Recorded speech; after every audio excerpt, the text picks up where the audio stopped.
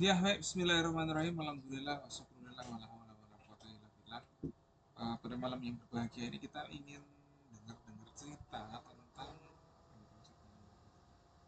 syariat dan jiwa. Oke, siapa dulu yang mau cerita nih tentang syariat dan jiwa? Nah, saya ingin dengar juga di sini ini ada dalil-dalil lah tentang syariat dan jiwa itu apa ya contohnya ya, tentang menjaga jiwa ya. Salah satu dari makosid syariat itu kan ada menjaga jiwa atau hifdun nafs. Itu gimana ceritanya, apakah ada dalilnya, terus juga menjaga jiwa ini secara praktis seperti apa menurut para ulama, syariat apa yang dia berorientasi pada menjaga jiwa. Yang kedua seperti itu. Yang ketiga, ini apa hubungannya menjaga jiwa dengan hari-hari sekarang ini, apa peraturan-peraturan syariat yang dia itu tujuannya adalah menjaga jiwa. Contohnya apa ya, contohnya nanti teman-teman bisa nyari sendiri, karena yang namanya syariat itu tidak sekedar sesuatu yang bisa dibicarakan, tapi juga sesuatu yang bisa dilakukan dalam kehidupan manusia sehari-hari. Ya.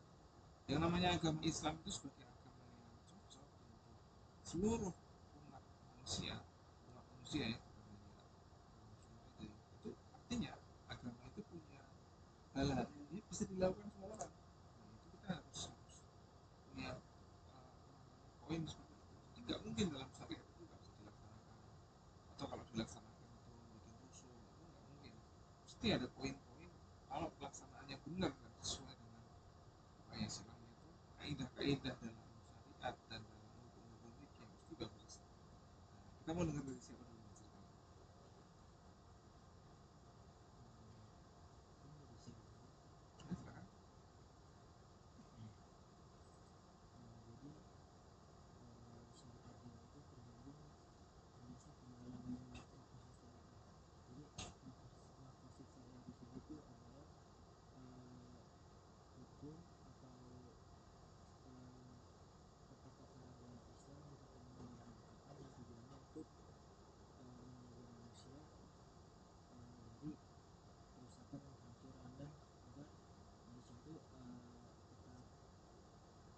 Nah, silakan. Memangnya melakukan secara itu ada dalam Al-Quran?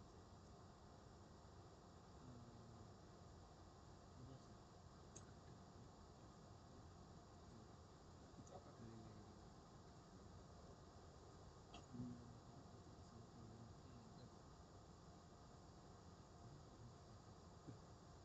Jadi,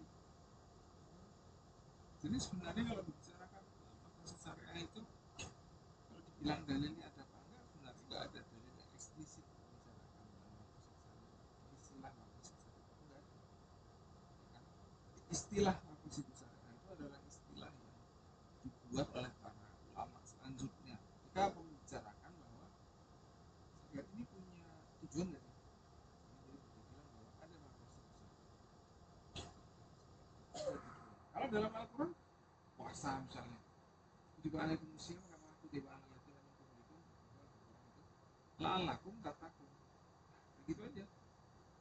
La'allakum tattaqun. Habis itu kalau di tempat yang lain apa namanya? Ada la'allakum tashkurun. Ini adalah lagi yang lain la'allakum tuflihun. Ada lagi yang lain itu la'allakum aja. La'allakum itu maksudnya apa ya? Ada yang tahu nggak sih? Itu kan bahasa kita ya. La'alla itu apa ya?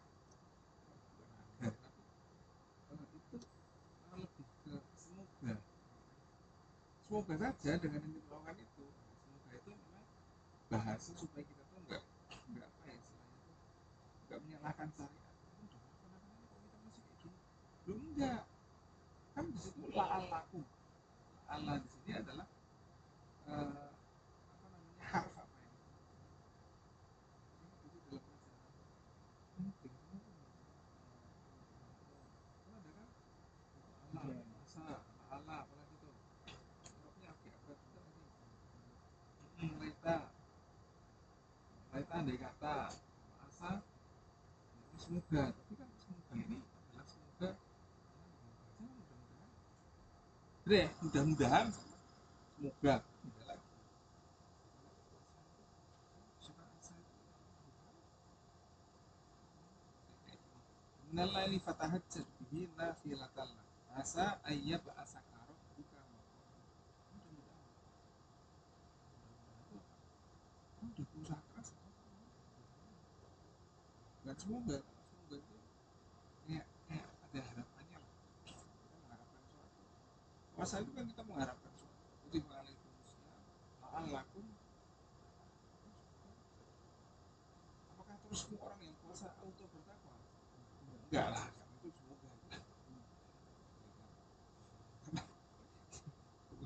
itu nggak bisa auto bertakwa.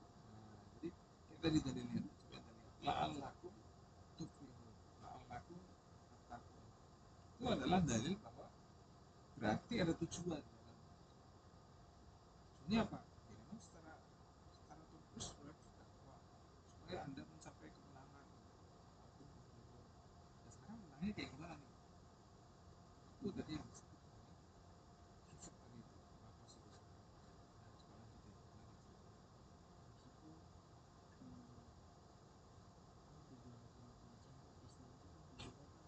kan kalau kita kan banyak menstabil masalah. Masalah itu kan adanya bukan kisos, tapi jadi apa yang dilakukan pelaku kepada korban tuh hukumannya itu sama dengan apa yang dilakukan oleh apa yang dirasakan oleh korban ke pelaku.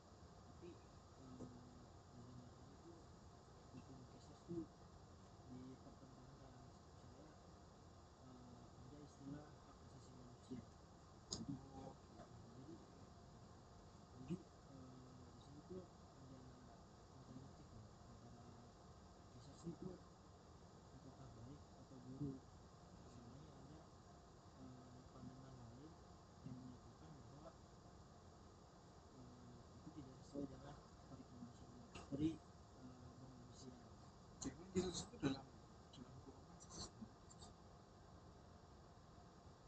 Sangat sangat Kan kisos itu ada berapa jenis kan? Ada dua, kira-kira dalam hukum itu disebut dua.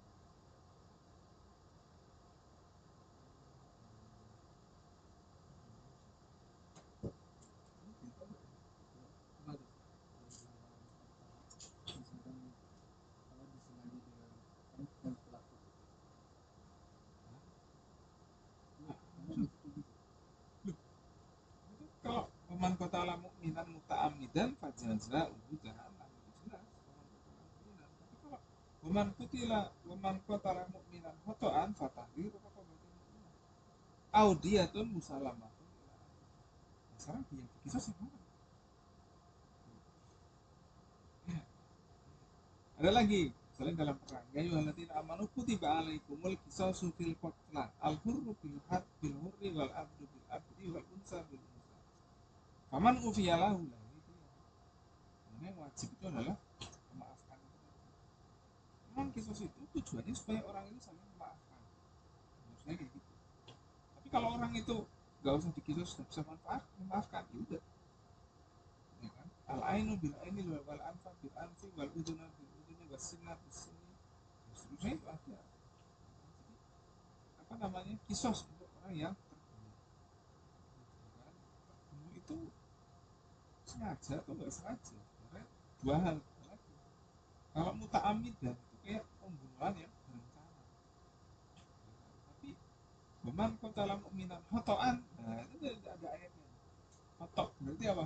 Kleru. Misalnya iya nggak sengaja. Sini nih, brek kena orang lah. Waman qatala mu'minan khotoan fatahriru raqabatin. Loh, udah. Kalau nggak bisa, dia tuh musalamat tuh. Biar dia itu apa? Denda Dia bukan denda. tebusan Tebusan. Tebusannya berapa ya?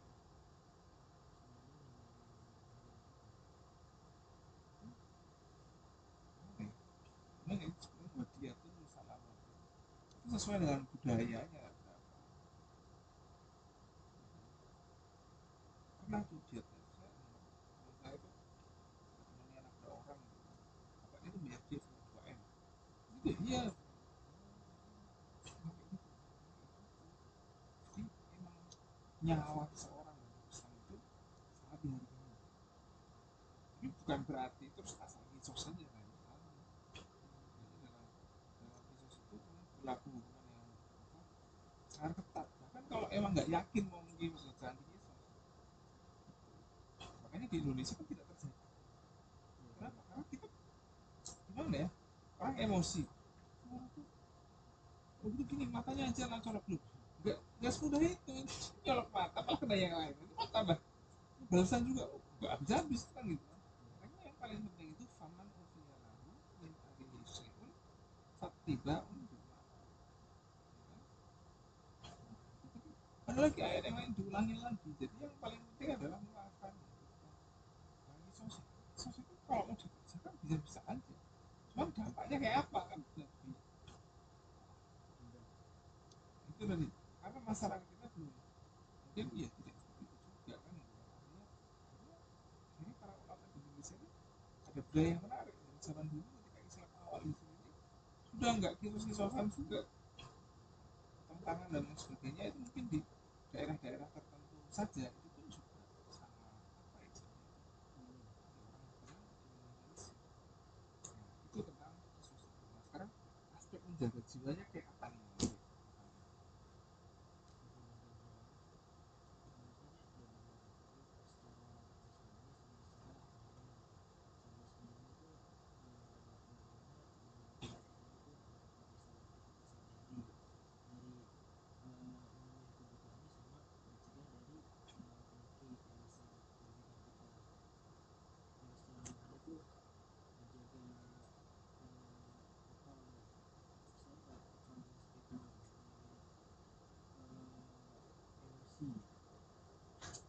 perasaan gitu kan. Jadi kan kalau sekarang kan ada istilah mental health kan. Nah itu mungkin masuk bagian dari penyembuhannya. Jadi bagaimana kita menjaga akal akal dan emosi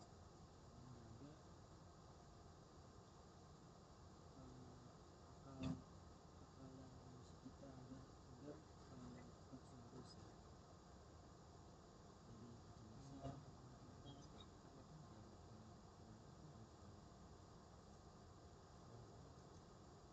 untuk dari saya tentang menjaga jiwa itu mungkin dari segi jasmani bisa dilakukan di zaman sekarang mungkin dengan pernikahan, karena dengan menikah itu kita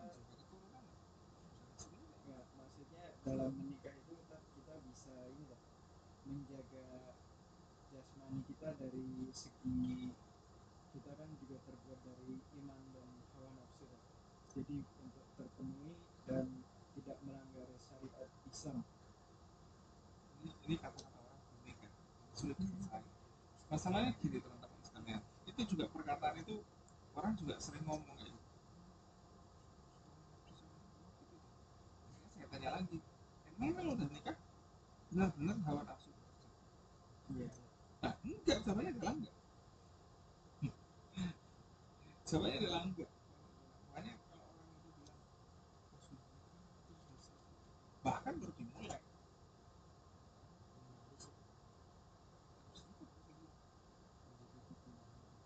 justru makanya kenapa menikah itu lebih disebut pada menjaga keturunan.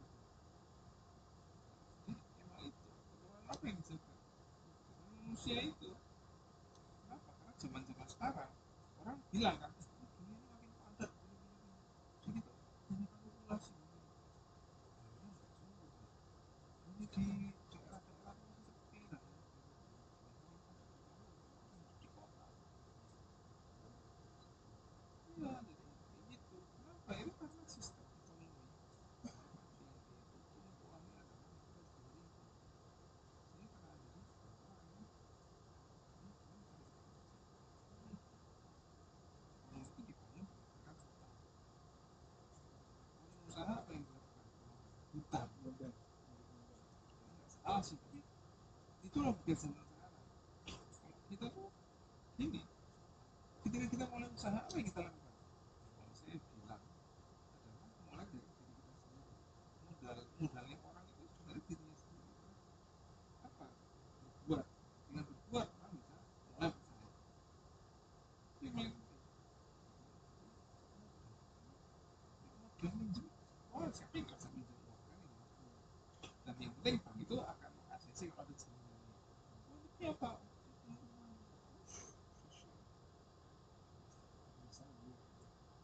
diambil lah ya kayak gitu emang tujuannya itu yang dituju. Karena tadi itu kita bicara namanya mestinya hidun nafas itu kayak dijelasin lagi tuh kayak apa sebenarnya hidun nafas dalam Islam, jiwa yang seperti apa yang ingin dijaga. Jiwa manusia itu ada berapa?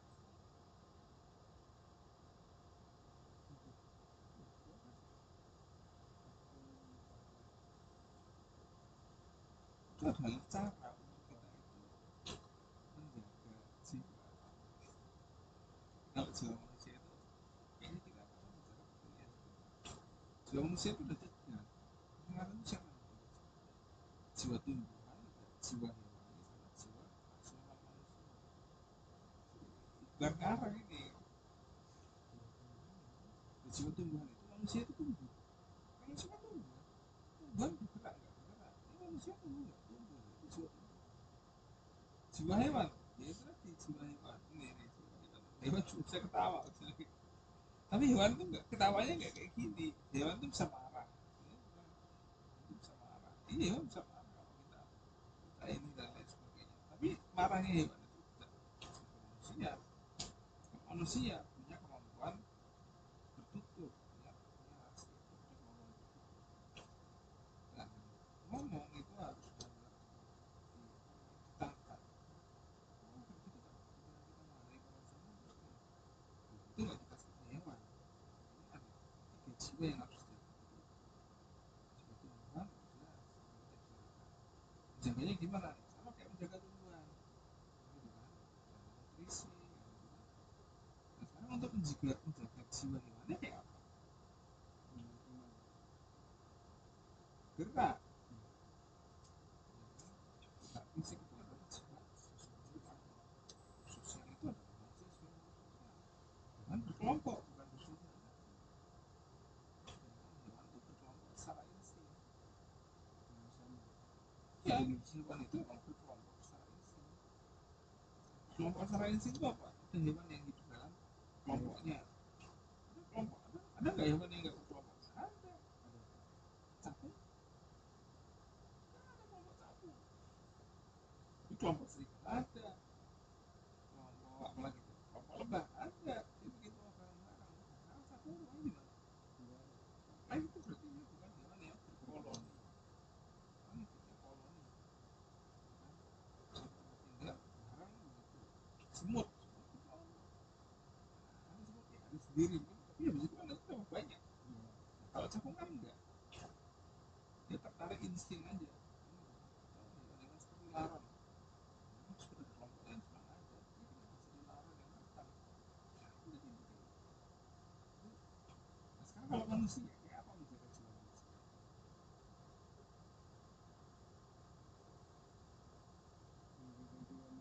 Jadi bacaan itu gimana? bisa dengan ini penjagaan fitrah dan kehormatan dan toleransi. Kayak apa penjelasannya? Ya dari fitrah itu berarti dari diri sendiri. Maksudnya di sini berarti kita harus menjaga diri kita sendiri dari mungkin peraturan ataupun sesuatu yang dipandang buruk orang lain itu tidak dilakukan dan tidak melanggar syariat dalam agama. Nah, kalau itu kita bicara tentang fitrah itu yang dibicarakan di sini adalah bagaimana seharusnya manusia itu hidup. Kullu mauludin yuladu itu seperti apa? Seperti manusia yang sebenarnya dia itu terlahir tanpa dosa. Sekarang gimana cara mempertahankan manusia itu juga bisa apa ya istilahnya itu hidup di dunia ini tanpa dosa kan nggak mungkin ya. Tapi kalaupun berdosa ada caranya.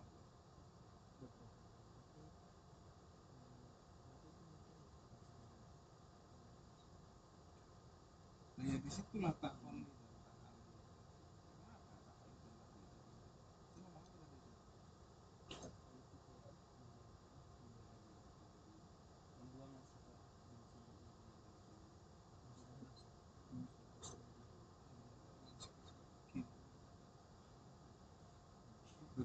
Sekarang gini, kita lihat masalah zaman sekarang yang real itu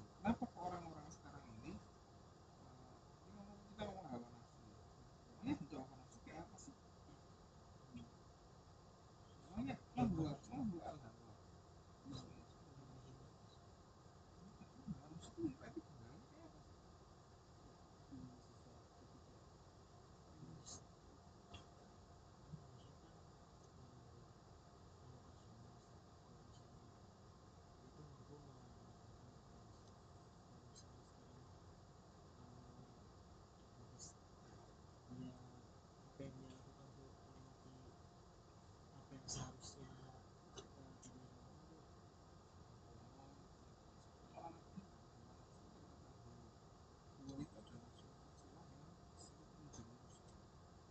Apapun itu, kalau dia menjadi celah yang bisa menjerumuskan, dia menjadi apapun itu.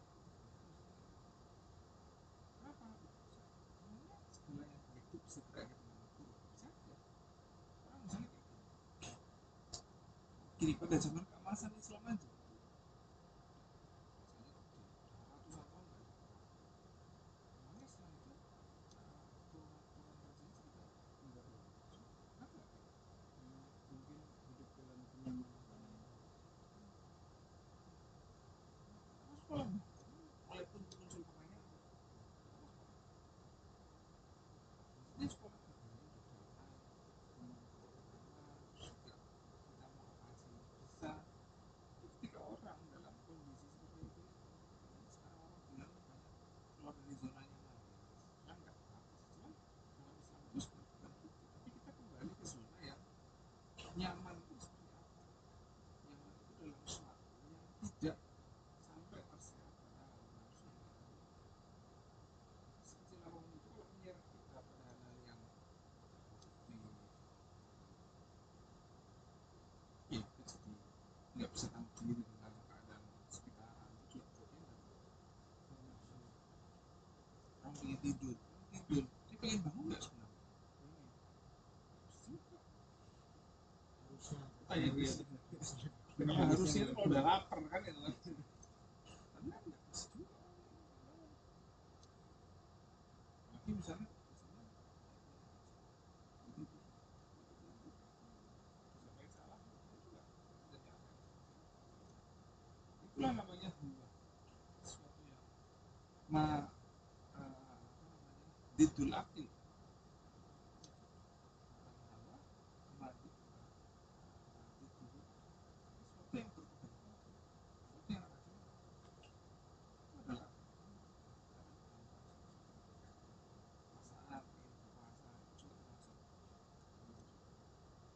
Tapi satu sisi kalau tidak berkuasa ya banyak sisi.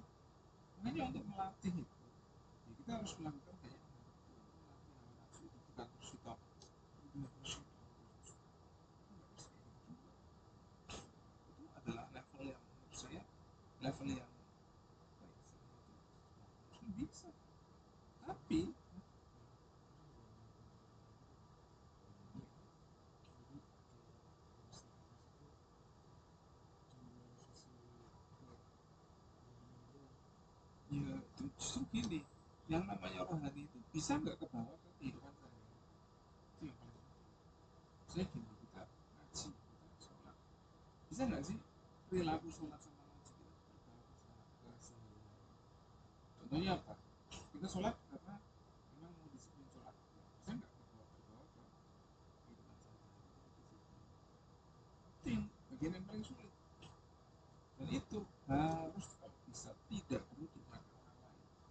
Itu yang paling sulit, itu namanya pengendalian diri. Dan itu tidak mudah. Kalau nggak percaya, coba aja seminggu. Oke, tidak seminggu, coba sebulan. Nanti coba lagi terus. Makin nanti banyak makin bisa. Nanti berhasil. Berhasilnya mengendalikan diri itu ketika mati dalam keadaan yang itu tadi. Mati dalam kondisi yang baik. Kondisi yang baik itu nggak mesti kaya, miskin, punya duit atau enggak. Kondisi yang baik itu benar-benar kondisi yang ini disebut dia tamar. Dalam keadaan apapun itu tetap bertakwa. Makanya ada ittaqullah haitsumakum. Bisa sebisanya dalam kondisi apapun sebisanya itu dalam arti apa? Ente kaya bisa nggak ente bertakwa? Gimana cara ente bertakwa sambil kaya? Sedekah. Sekarang pertanyaannya ente kalau udah punya duit ente sedekah, ente akan bingung nyari dari siapa. Tapi itu godaannya ada aja. Karena sekarang itu belum kaya, nggak ada setan yang godain. Nanti kalau itu udah kaya, setan akan mulai godain. Sekarang itu nggak kaya, itu punya hati. Paling godaannya apa? Gameplay kan. Setelah itu nanti yang lain. Setelah itu nanti yang lain. Kalau kita lewat itu nanti akan ada yang lain. Emang nggak ada selesainya di ruang itu. Itu mestinya pemikiran yang buruk. Jadi kita nggak perlu. Saya pun juga nggak berhenti. Kita nggak berhenti. Berhenti itu kalau kita benar-benar udah off, baru. Tapi istirahat itu perlu. Tapi jangan terus setiap hari istirahat. Terus setiap hari istirahat. Tapi aku kuliah sini apa yang bisa dikerjakan siang hari? Itu malam aja. Nanti tidur siang malamnya nggak bisa tidur. Itu bagian-bagian yang paling perlu coba itu ternyata di dunia luar tadi. Selain malah itu lanjut aja dengan saya. Lanjut tuh lebih enak kalau saya bilang bahwa ente itu lebih enak lanjut. Kalau keluar itu sebenarnya ente mulai memikirkan hal gimana cara saya bisa bebas dari tongkrongan apa. Kalau nongkrong itu nggak tergantung nongkrong. Ya nongkrong loh. Ngapain dia? Meninggalkan jam berapa? Itu nggak mudah. Itu harus latihan pelan-pelan. Pelan-pelan. Harus latihan. Kalau enggak siapa mau? Makanya dunia peduli sama orang yang bisa total. Terus nanti mau nyalain siapa? Nggak akan bisa nyalain siapa-siapa. Kehidupan itu nggak akan kembali. Makanya menjaga jiwa manusia itu adalah sesuatu yang penting sekali karena kehidupan nggak bisa kembali. Itu takoli bertahan itu cara-cara para sufi ketika menghadapi suatu masalah. Orang kaya bisa nggak dia takoli? Bisa aja. Kalau kita orang miskin gimana cara kita takoli? iri ya, menghindari iri. Terus apa lagi? Biasanya kalau orang Muslim tuh mencuri. Tapi yang paling gampang itu apa? Nggak care dan nggak punya kepedulian. Itu biasanya makanya peduli pada itu termasuk bagian dari sifat yang harus kita takoli. Oh, kalian tuh. Nah, ini juga bagian dari gimana cara kita takoli dari itu. Nah, ini nih. Itu kita tidak menghadirkan semangat sholat kita itu lillahi rabbil alamin. Kita lupa, kita mau sholat harusnya kan lillahi rabbil alamin. Ada ya, ketergantungan orang tergantung pada Tuhan itu benar-benar urusan gue itu sama Tuhan dan urusan kita sama manusia. Urusan kita sama manusia itu adalah hal-hal yang untuk membuat kita menjadi seorang yang baik di dalam Tuhan. Jadi kayak gitu. Apa contohnya? Ya, kayak begitu.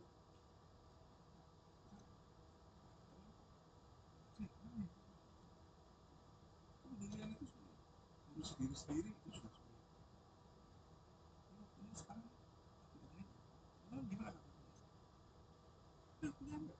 Cara ngingetin orang itu kan nggak mudah ya. Apalagi sekarang kita tuh mindsetnya gini. Ada struktur.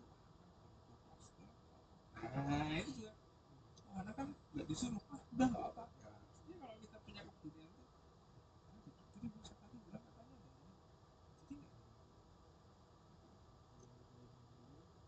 Nah, makanya itu soal lain. Soal lain itu. Itu bukan soal namanya kepemimpinan itu dia bisa menghadapi permasalahan kayak gitu. Itulah kepemimpinan jadi biasa orang peduli dan di mana mana aslinya orang itu nggak ada yang peduli sama orang.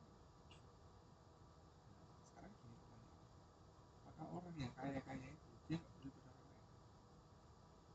Nah, saya bilang peduli. Dan perkara dia membantu apa enggak itu soal lain. Pertanyaannya gini, orang kaya nanti orang punya uang itu ketika akan bantu nanti kayak gini. Ini ketika saya bantu orangnya jadi maju atau malah jadi nggak maju.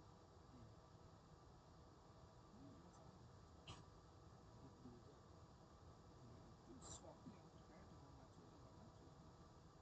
Banyak orang yang sebenarnya jangan bilang itulah itu itu merusak suasana sebenarnya karena mestinya kita melakukan dunia itu bukan soal ngingetin, tapi kita nanya orang lain, kita ya tolong kita jadi nggak ya ini nanti kita juga punya kepentingan memastikan situasinya berlangsung dengan semestinya. Ini maksudnya kan pagi saya pengen sholat.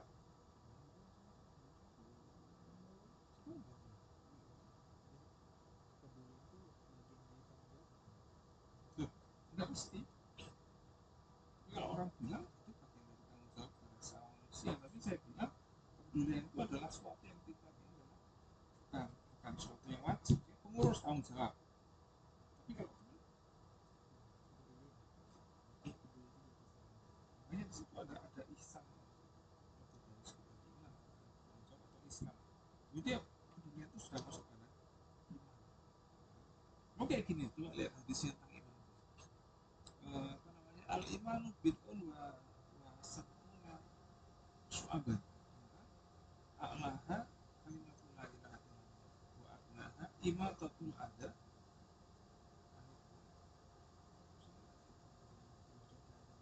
Ya. Nah sekarang gini pertanyaannya, kita lagi naik motor mau ke Ponorogo, ada batu di tengah jalan, emangnya bakal berhenti yang gini? Nggak mesti. Bakal siapa sih yang ngomong batu kayaknya itu ya emang kayak gitu. Itu baru ngomong iman yang paling, berarti itu adalah iman yang paling rendah. Jadi kalau kita ngukur dengan cara itu, ini pantesan kita kok belum ini, berarti kita emang belum masuk ke tingkat iman pun masih pada tingkat Islam. Oh sholat ya orang bukan Islam bisa puasa zakat bisa haji, haji kalau punya duit mah bisa kan gitu kan. Jika orang punya duit bisa. Dan sekarang kemudian itu buang waktu kan jadi buang waktu nanti jatuhnya bagi umat kan gitu kan. Ini kita ngomongin lagi podcast yang di malam-malam nih.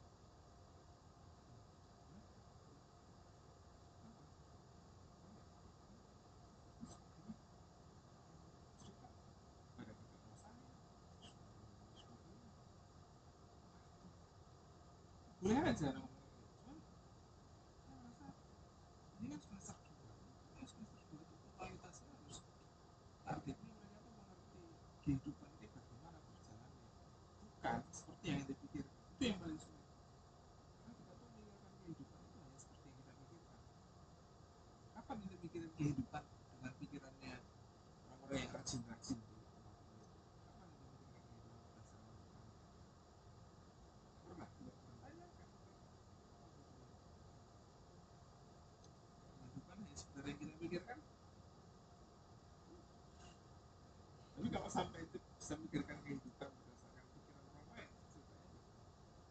Itulah kenapa di Gontor itu kadang ada ikut sama acara gini.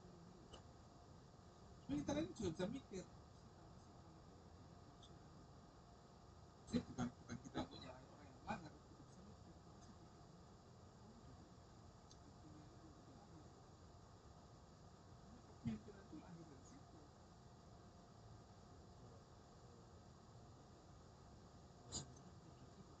Iya, justru itulah latihannya. Itu juga jadi masalah. Ya memang jadi masalah, tapi disitulah tempat orang latihan.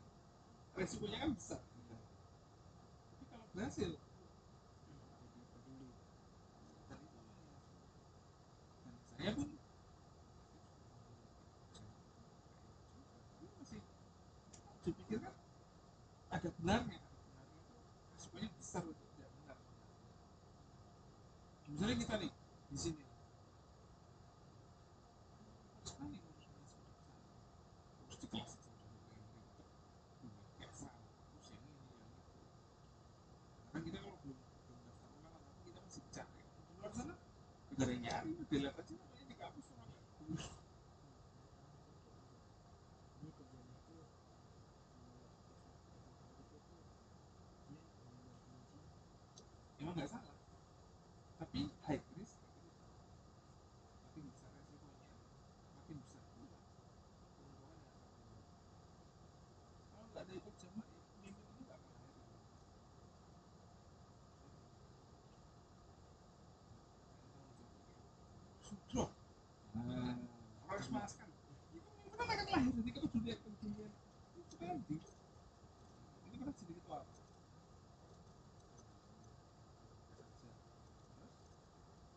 terus sekarang itu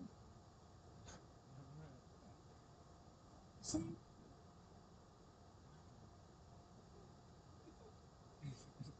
itu terbaca saya pun bisa membaca oh nah, ini apa mana ya apa ini Ryan waktu itu Ryan tiga kali yang kelas 4 sama kelas 3 Intan terus sekarang gini masih ada sisa nggak kepedulian tiga sekarang ada ada sisa berarti yang banyak hilang iya mungkin ada yang ini di pembukuannya ini itu menjaga jiwa itu kayak gitu jiwa manusia itu unik gak kayak hewan sama tanaman yang dia tinggal di terus kayak gini sebagai ketua asrama itu akan takoli dari apa berfungsi takoli itu juga akan takali itu dengan latihan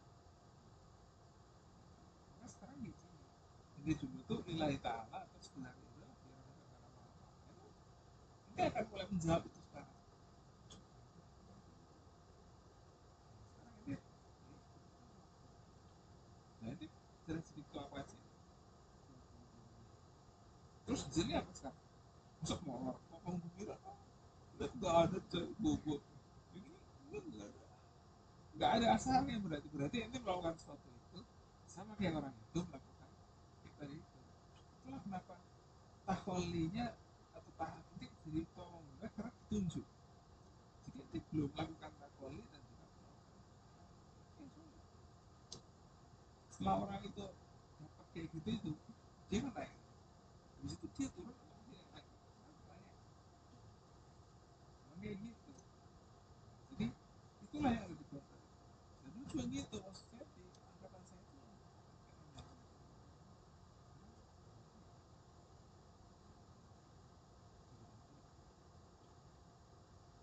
dulu yang atlan sekarang sudah pengusaha ada teman saya itu dia atlan juga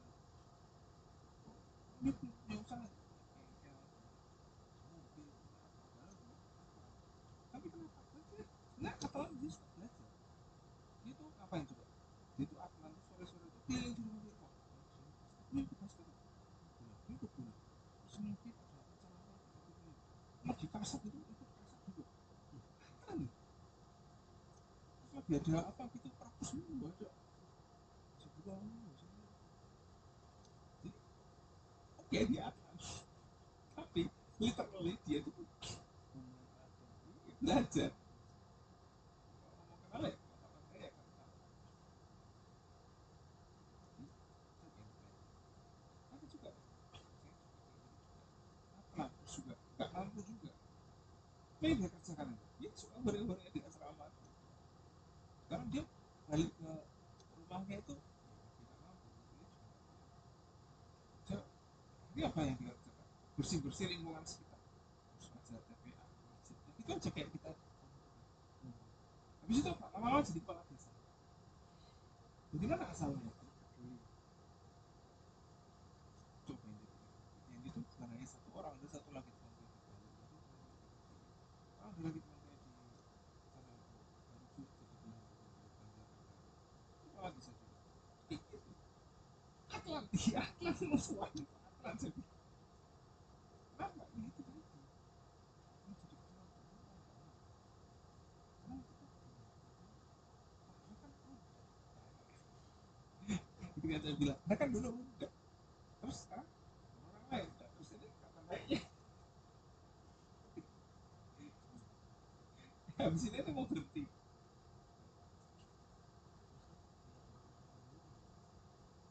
emangnya orang peduli dengan apa hasil proses itu ada orang peduli pada proses enggak ini orang peduli pada hasil dan hasil tidak akan muncul tanpa tapi pun orang berproses gagal itu jangan waktunya berjalan dia juga punya teman orang itu sangat memotivasi orang itu nggak akan terjadi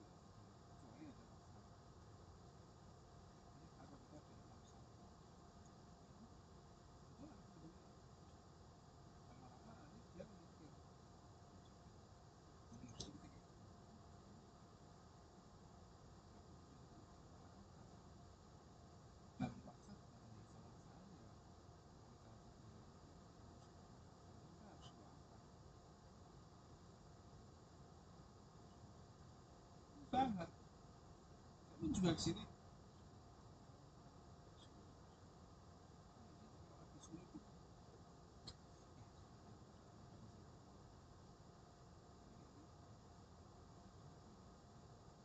Ini yang saya cari. Terus doa-doa itu akan makin benar ketika situasi kita ini terhimpit dan harus berbuat baik dan lebih repot. Nilai kebaikannya bisa berlipat-lipat daripada kita sekedar orang gini, orang punya uang 1 juta, ini sedekah 10.000. Orang punya uang 1 juta, orang punya uang 1 juta, dia setengah 10.000. Oke, sekarang orang punya uang 1 juta, mau sedekah 100.000, mikir, mulai mikir, banyak. Nah, dari mana siapa yang mengatakan itu tadi? Itulah jiwa susu. Punya uang 100.000, setengah 10.000, apa? 10% kan? Iya. Nih, sekarang kalau udah punya 1 juta, setengah 100.000. Nah, orang punya uang 10 juta, setengah 10%. Bisa deh. Padahal sama-sama 10% kan? Siapa yang di sini?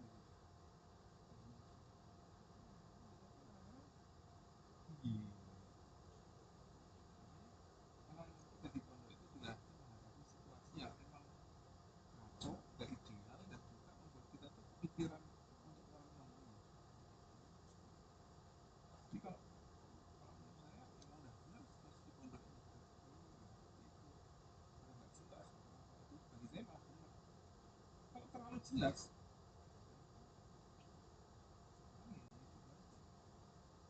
justru makanya banyak orang-orang misalnya anaknya di pondok itu biar merasakan situasi yang seperti itu. Iya, iya, terus ya nggak apa namanya, Tidak terprediksi. ini dia merasa dia ngerti, oh dia dari situ bisa mempelajari orang tuanya dulu bekerja atau ini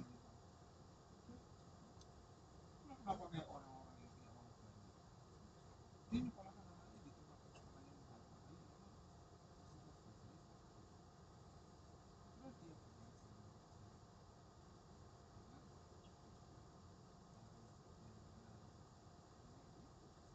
kerja dengan semuanya gede kalau kamu ambil bukan kalau berhasil ya berhasil kalau nggak berhasil ya standar aja jadi orang baik standar kan jadi orang baik kan standar kalau berhasil eh ini sebenarnya yang harus kita pikirkan ketika menjaga jiwa manusia sehingga aturan dalam manusia itu ketika menjaga jiwa di antaranya apa jelas bahwa harus dikontrol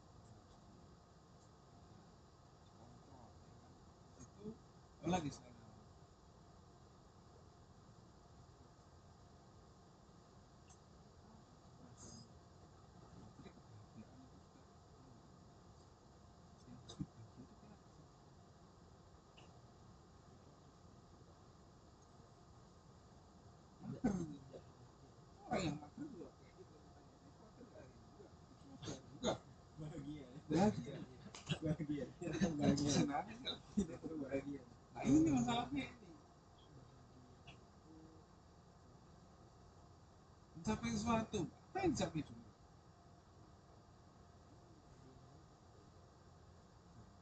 oh nanti belajar belajar bahagia Oh, baru ngomong contohnya udah tadi pagi bahagia itu berdamai. Bisa berdamai dengan hal-hal banyak kan baca buku fiksi bahagia meaning and experience ya itu kan orang barat bilangnya well-being kan kondisinya baik banyak orang barat kondisinya baik itu kayak apa oh saya gajinya sekian masalahnya dia bisa membiayai keluarganya sekolah mempunyai ini punya ini ya well-being nggak kayak godaan setan nggak ada seperti itu justru bahagia itu kita bisa menghindari hal-hal yang buruk bukan hal-hal yang apa istilahnya itu hal-hal yang berpotensi mengurangi ketakwaan kita bukan baik bukan buruk mengurangi ketakwaan itu sesuatu itu bisa mengurangi ketakwaan baik atau buruk itu bisa mengurangi ketakwaan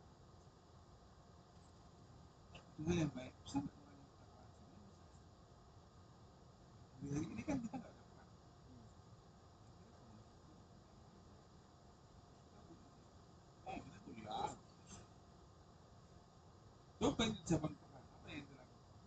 rajin Sudah gereja mati ketembak. Itu ada yang dikejar gitu. karena ada yang dikejar, ada yang ditakut. Sekarang orang itu dia beriman itu dengan ketakutan atau dengan ada seorang yang beriman dengan ketakutan. Ah, gimana cara kita beriman dengan senang hati? Ya, ini susah sekali. Menurut ente kayak ente sholat. Seperti apa sih yang ente banggakan sholat itu kayak apa? Karena itu bangga orang itu sholat sama laporan. Sudah istighfar ya.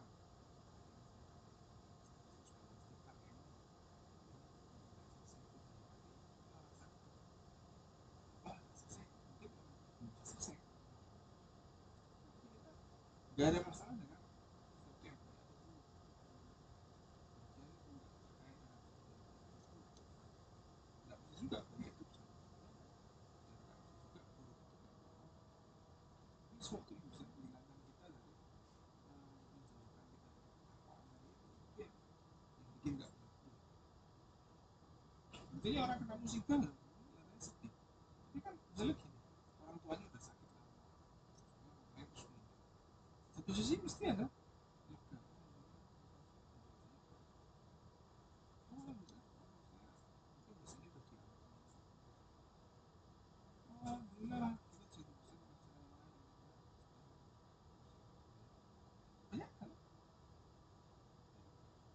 juga Ya, itu tadi bisa mencapai hal-hal yang menghindarkan dari tidak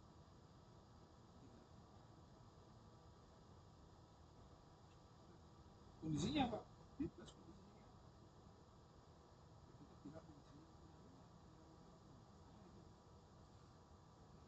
Kita punya itu bukan punya artis-artis cantik, yang bagus, punya uang, anaknya ada, apa yang mereka kurang? Coba dipikirkan. nggak ada Udah coba nggak ada kan lah itu makanya saya bilang bagiannya itu bukan soal punya atau nggak punya pun bisa jadi masalah nggak punya bisa jadi masalah tapi bahagia itu tidak masalahkan dua hal tadi itu punya nggak ada masalah nggak punya nggak ada masalah itu bahagia kalau punya jadi masalah nggak punya jadi masalah tapi nggak bahagia orang miskin itu kalau misalnya ditanya sholat orang muslim apa itu bahagia pasti jawabnya kayak aku nih bahagia itu adalah menyenangkan orang memang dalam Islam kayak gitu kan kita gak bakal bisa ngomong gitu tuh ya terserah mereka sampai kamu Islam nggak ada masalah buat mereka tapi mereka udah punya konsep sendiri itulah kenapa mereka itu kerja keras kita punya yang kami nggak bisa kerja keras bukan karena kita nggak mau kerja keras yang udah berarti itu lagi ketika menjaga jiwa itu kita harus memperhatikan poin-poin tadi itu apa namanya tadi akal manusia itu gimana menjaganya ya itu tadi praktek dan juga pikiran serta apa ya istilahnya itu hal-hal yang sifatnya itu terkait dengan posisi kita ada takwali ada itu kalau orang sufi bilangnya gitu kalau orang syariat bilangnya ya itu tadi syariat itu sebagai jalan hidup kan melaksanakan syariat masih ada lagi yang lain ya lagi orang-orang tauhid bilang ya penting tauhid nggak salah kalau melihat itu secara terpisah ini masalah di Gontor itu tauhidnya juga ada syariatnya juga ada sufinya juga ada akhlaknya juga ada kan kenapa kita kadang-kadang di Gontor itu kok kayak gini ya itu ada unsur akhlaknya sufinya istighfar sudah tidak takoni dan ini yang bagian yang itu bisa orang kaya bisa nggak takoni orang miskin bisa juga sebenarnya bisa aja kan dengan takoli dan tahammul itu orang bisa bebas dari masalah kondisinya kayak apapun kenapa karena dunia ini sebenarnya nggak ada kita juga jalan ini itu harus dipikirkan itu bisa dunia sama dunia sebelum itu udah jalan sebelum ini ada berjalan saya tidak ada aja nah nggak ada itu ada para penguasa dunia itu penguasa dunia juga ada 50 60 orang yang kita katakan penguasa ini salah satu pemimpin enggak lama enggak lama sekarang itu Amerika itu lagi apa namanya lagi ruwet karena itu tadi muncul China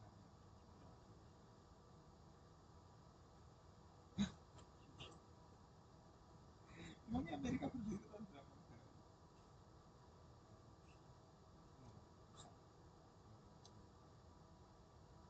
oke tahun juga sekarang oke lah orang katakan dua abad bandingin sama Turki Utsmani yang menguasai Konstantinopel dari tahun sebelum Masehi sekarang masih belum ada apa-apanya bandingin sama Baghdad yang mulai dari tahun 700 sampai 1200 dua abad dua abad ditawain sama orang-orang di kuburan kita 700 tahun mas 700 tahun juga bisa goblok bisa maksudnya kan bukan karena orang bukan karena ada perang sama orang karena apa karena kita mau belajar kita susah juga ternyata ketika zaman itu udah baik kan? Makanya ulama itu setelah runtuhan daulah-daulah Islamnya itu orang-orang Eropa mulai maju dengan ulama akhirnya mulai mikir ini gimana cara menegakkan syariat karena zaman dulu situasinya kita yang lagi gede gimana bikin sendiri dan itu ada fungsinya loh fungsinya itu tidak lain dan bukan cukup satu ulama wih juga harusnya ada juga negara ini dalam Islam bisa kritik bisa nih jadi negara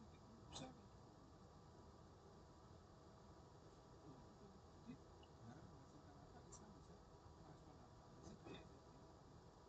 kayak itu kayak kita bagian itu ya situasi apa kita bisa berusaha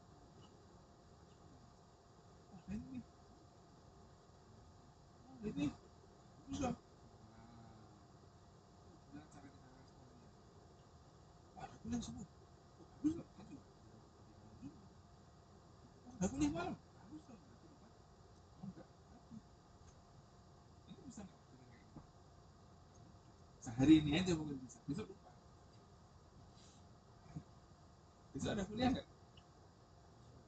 nggak ada jam berapa yang pertama nggak sana di kuliah jam berapa sama dari subuh sampai itu kan yang kita omongkan sekarang kita lihat manusia itu bisa lupa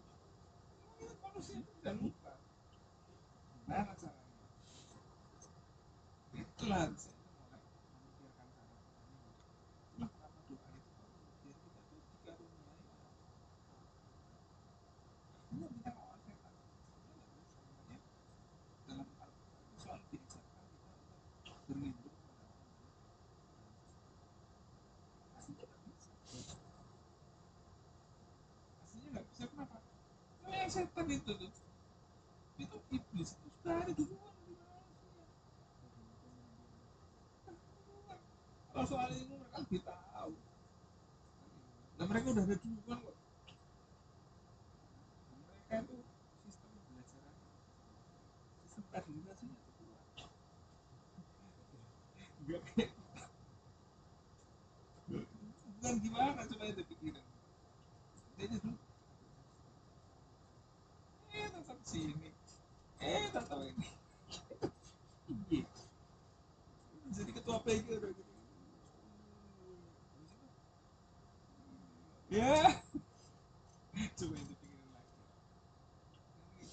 itu emang sesuatu yang gak mudah dan kita harus sering-sering menggelitik akal sehat kita untuk seperti itu bukan untuk nyindir saya juga kalau sama teman-teman ingin nyoba menciptakan kita gimana nih kewarasannya apa kewarasan dari ini nanti kita bisa jawab kenapa kenapa ngomongnya itu apa kalau caranya coba dulu udah coba yuk terus gimana nih oh coba deh cerita enak sebenarnya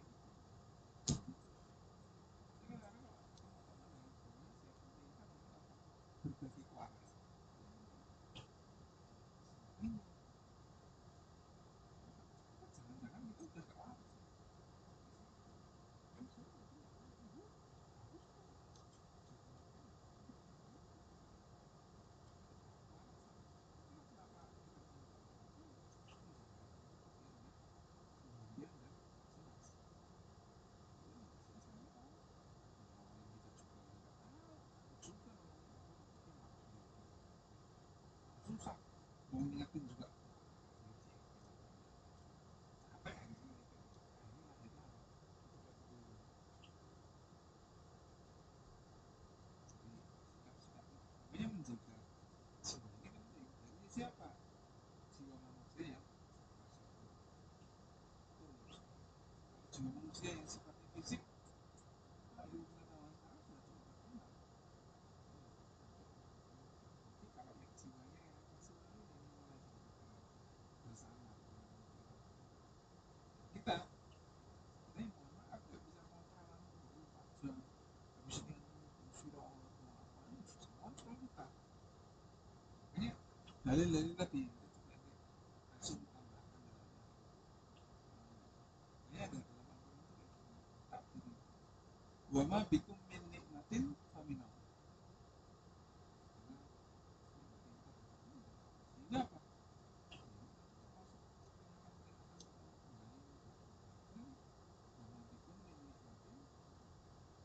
Itulah kenapa kita ada rekaman supaya kita nggak hilang dari nikmat Allah, melimpahkan apa namanya dari limpahan itu malah kita perbanyak. Jadi kita perbanyak bukan usahanya melakukan aja dikit, usahanya tetap stabil banyak. Maka nanti lama-lama ketika kita usaha itu secara feeling itu itulah niat itu mulai masuk dalam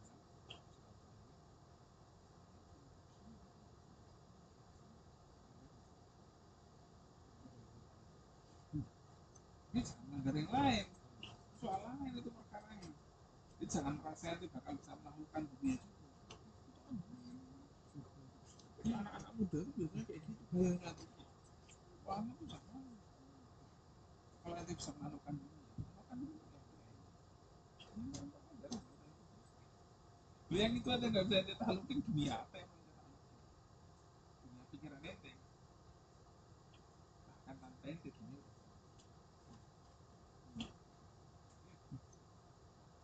ente mau jadi penakluk dunia kayak apapun juga tanpa ente dunia juga. Ente mau jadi presiden kayak apa yang itu? Indonesia mantan pengusaha. Itu jadi kayak itu sekali pun saya enggak.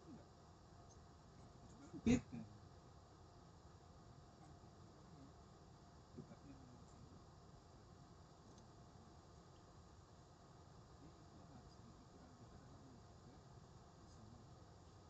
Oke, nanti tambahkan video ini bisa ditambah editannya atau apa nanti lah ya untuk YouTube sendiri. Apa dalilnya belum ada, ya kan? Tapi nanti yang dalilnya yang spesifik ke menjaga jiwa rasional manusia itu secara teori nanti secara praktek kayak apa sih menjaga jiwa manusia dari hawa nafsu dari sifat Allah Subhanahu ini kayak apa sih sebenarnya? Ini bisa dibagi. Ini masih ada lagi yang lain. Ini kita belum ngomong menjaga jiwa dari sisi ilmu pengetahuan. Kayak apa yang sekarang jiwa tanpa rasa, dan menjaga jiwa dengan ilmu pengetahuan tentang akhlak, asal manusia. Itu juga masih banyak. Terus banyak perkara yang belum kita perkarakan. Banyak cobaan yang belum kita coba. Nah itu teman-teman sekalian, kita nanti nunggu teman-teman melengkapi videonya nanti bisa di.